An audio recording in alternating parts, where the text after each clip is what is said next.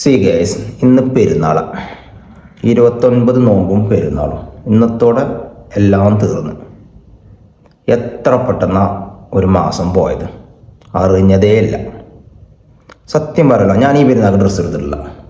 എന്താ വെച്ചാൽ എനിക്കൊരു എക്സൈറ്റ്മെൻറ്റും ഇല്ല.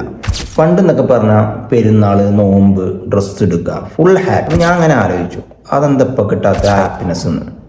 അപ്പോൾ എനിക്ക് മനസ്സിലായത്, പണ്ട് നമുക്ക് പെരുന്നാൾ വരണം, എന്തിന്, ഒരു ബിരിയാണി കിട്ടണമെങ്കിൽ, നല്ലൊരു ഫുഡ് കഴിക്കണമെങ്കിൽ. പക്ഷെ ഇപ്പം അങ്ങനെയല്ല.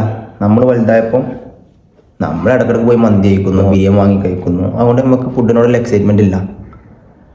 ഡ്രസ്സ് പണ്ട് പറഞ്ഞാൽ പെരുന്നാൾക്ക് മാത്രമേ ഡ്രസ്സ് കിട്ടുള്ളൂ.